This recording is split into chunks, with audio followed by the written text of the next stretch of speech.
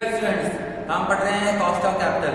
उसके अंदर मैंने आपको अलग अलग न्यूमेरिकल्स करवा रहा हूँ, जिसमें मैं बता रहा हूँ कि अलग अलग सिचुएशन में कैसे कैसे आपको सॉल्व करना है। उसके अंदर एक मैंने आपको बताया था बुक वैल्यू वेट और मार्केट वैल्यू वेट्स। अब मार्केट वैल्यू कैसे निकालनी है पड़ जाए आपको। क्वेश्चन में आपको बुक वैल्यूज दे रखी है और कहा कि मार्केट वैल्यू के हिसाब से आपको कॉस्ट ऑफ कैपिटल निकालना है, तो कैसे निकालेंगे, कैसे उस कैपिटल स्ट्रक्चर को बनाएंगे, ये समझते हैं। एक एग्जाम्पल देखते हैं यहाँ पे। मान लेते हैं हमारे पास इक्विटी है, साथ साथ नोट करते जाएं। अब हमारे पास इक्विटी है इसके अंदर 10 लाख की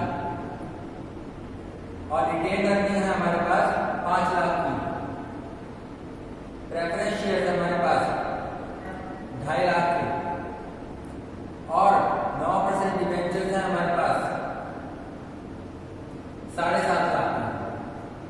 तो हमारा कैपिटल स्ट्रक्चर है equity 10 lakh, retained earning 5 lakh, debentures हमारे पास है 7.5 लाख के और प्रेफरेंस शेयर्स हमारे पास 2.5 लाख के।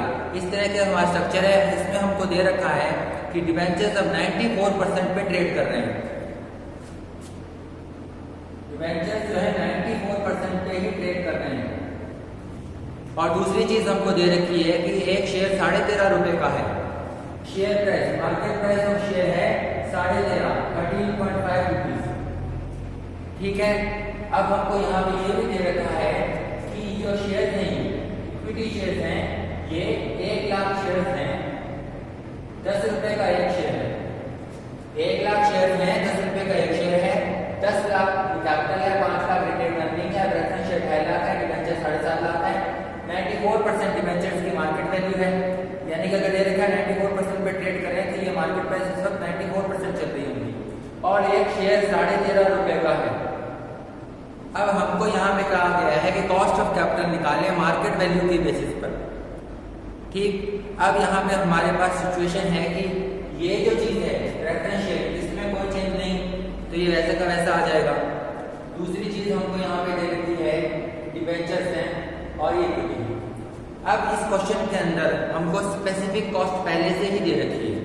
वो हमको बोला है कि स्पेसिफिक कॉस्ट है इक्विटी की 11%, रिटेन अर्निंग की 11%, डिबेंचर्स की 8% और इसकी 4.5%। ये हमको यहाँ पे स्पेसिफिक कॉस्ट दे रखी है पहले से।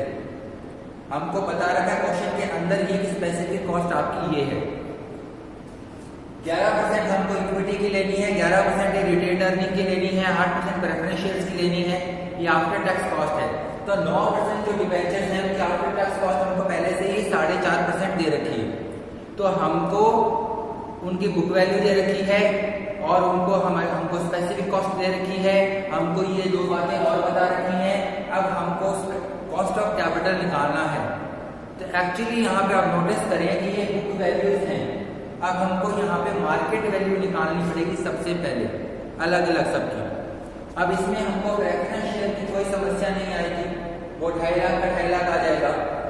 उसके बाद डिबेंचर्स की बात आती है, तो डिबेंचर्स के अंदर 94% डिबेंचर्स हैं, तो हम 7.5 लाख का 94% लेंगे। ये इसकी बुक वैल्यू है। मार्केट वैल्यू ऑफ डिबेंचर्स निकालने के लिए 7.5 लाख का 94% यहाँ पे लेंगे, वो आ जाएगा हमारा 7,05,000। तो डिबेंचर्स का करने में कुछ खास मुश्किल नहीं है। अब समस्या जो है यहाँ से उत्पन्न हो रही है, इसकी मार्केट वैल्यू कहाँ से निकालेंगे। अब आपको ये बता दूं कि जो मार्केट वैल्यू होती है, ये जो रिटेन अर्निंग है, इक्विटी है, इसका जो टोटल होता है वो मार्केट वैल्यू में रिफ्लेक्ट होता है। मार्केट वैल्यू ऐसे जो आती है, 10 रुपए का शेयर है, वो 1500 का बिक रहा है, 600 का बिक रहा है, 700 का बिक रहा है, या उसकी जो प्राइस कम ज्यादा हो रही है, उसका एक कारण रिटेन अर्निंग भी रहती है, ये भी प्रभावित करती है। तो ये जो दो चीजें हैं, इक्विटी और रिटेन अर्निंग, इनका जो टोटल है वो यहाँ रिफ्लेक्ट हो रहा है। अब यहाँ पे आप देखिए 1 लाख शेयर्स हैं, एक शेयर 13.5 रुपए का, हर 1 लाख शेयर्स है, तो मार्केट वैल्यू यहाँ पे आ जाएगी, उसकी टोटल मार्केट वैल्यू आ जाएगी 1 लाख। नंबर ऑफ शेयर्स है, ये number of shares into market price, और जो मार्केट प्राइस है यहाँ पे वो 13.5 रुपए है।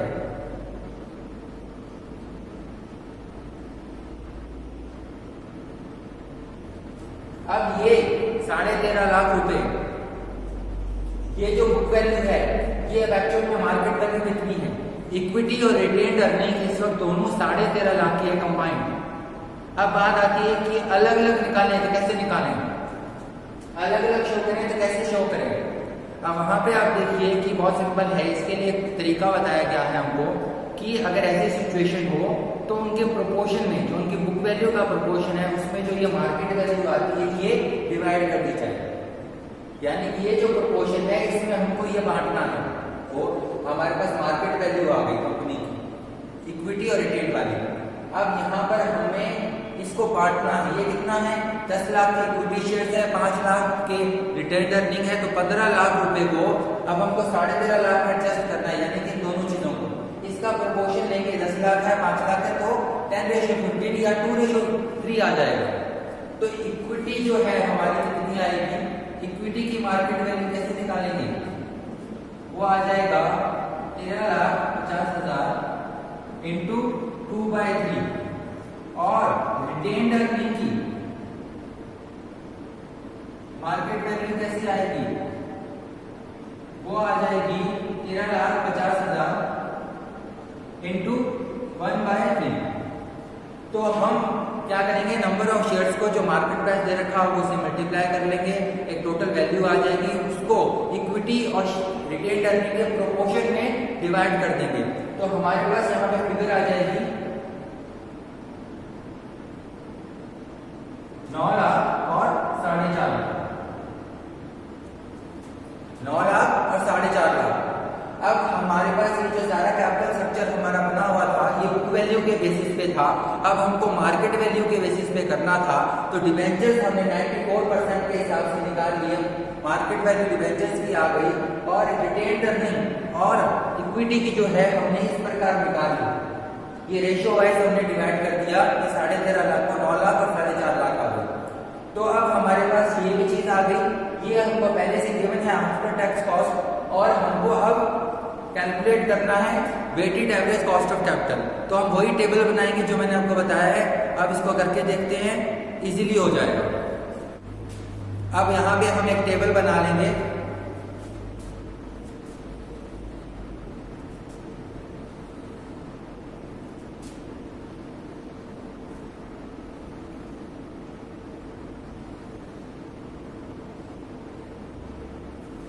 यहाँ सोर्स लिखेंगे,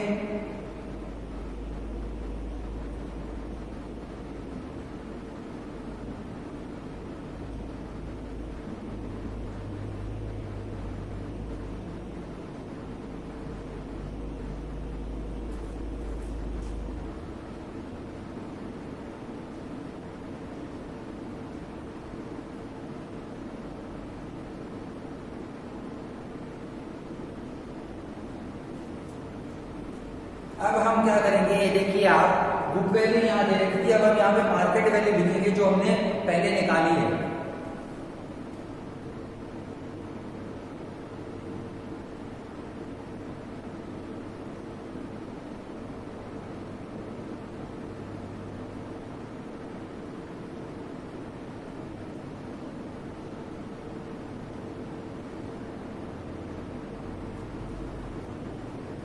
यहाँ पे हम स्पेसिफिक कॉस्ट लिख लेंगे, ये परसेंटेज में दी है, को पॉइंट्स में कन्वर्ट कर लेंगे।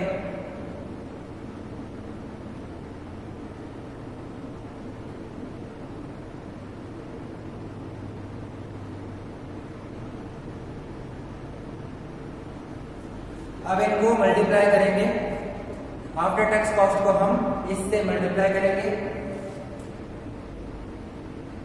99,000, 49,500, 20,000 और ये आ जाएगा 31,725। अब टोटल यहाँ लगाएंगे, इसका टोटल करेंगे, ये आ जाएगा 23,05,000।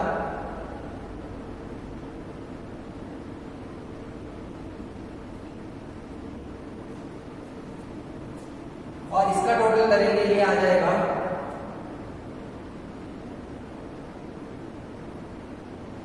2,02,25 आ जाएगा। अब इसको हम निकालने के लिए weighted average cost of capital, total capital लेंगे यहाँ पे, टोटल कॉस्ट यहाँ पे आ गया, total cost divided by total capital,